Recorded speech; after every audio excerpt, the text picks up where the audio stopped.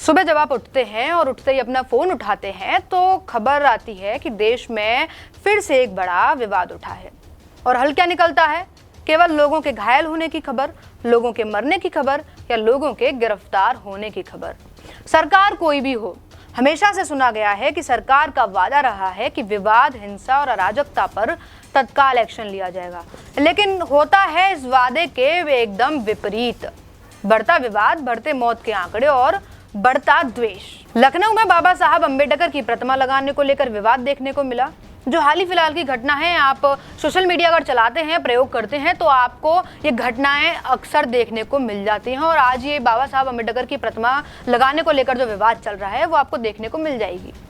वहीं आगरा में राणा सांगा की जयंती पर पुलिस और कार्यकर्ताओं में हिंसक झड़प हो गई। आगरा में राणा सांगा की जयंती पर करनी सेना के कार्यकर्ताओं ने एक कार्यक्रम आयोजित किया था जिसमें लगभग 300 लोगों के शामिल होने का अनुमान था। वहीं करनी सेना के कार्यकर्ता और पुलिस के बीच हिंसक झड़प पैदा हो गई थी। पश्चिम बंगाल के मुर्शिदाबाद में वक्फ को लेकर विवाद हुआ और विवाद में 3 लोगों की मौत हुई। वक्फ को लेकर जो विवाद है पूरे देश में काफी समय से चल रहा है और ये विवाद समय समय पर हर जिले में, हर क्षेत्र में जाकर अराजकता फैला रहा है। मुर्शिदाबाद में वक्फ को लेकर जो विवाद हुआ, उस बीच करीब 400 परिवार के लोगों को अपना आशियाना छोड़कर किसी सरकारी आवास में स्थान लेने की जरूरत पड़ गई। वहीं महाराष्ट्र में मराठी न बोलने पर मारपीट कर दी गई। अपडेट इंडिया में मेरी ही पुरानी रिपोर्ट्स अगर आपने देखी हो तो आपको पता होगा कि महाराष्ट्र में हाल ही फिलहाल की घटना है। एक महिला के साथ मारपीट कर दी गई थी, जिस महिला के हाथ में उसका 9 महीने का बच्चा था।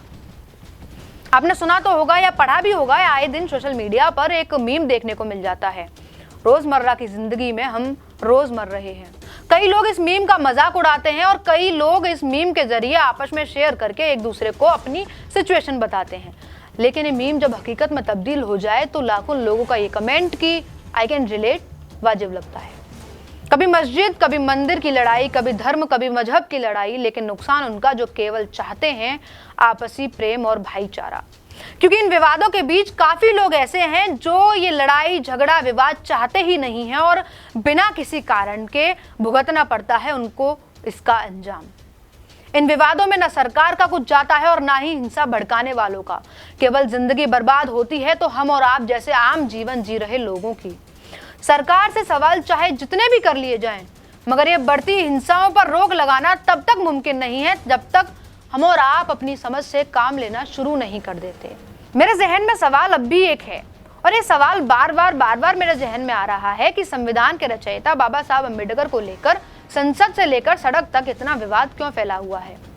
आपकी इस पर क्या राय है? कमेंट करके हमें जरूर बताएं।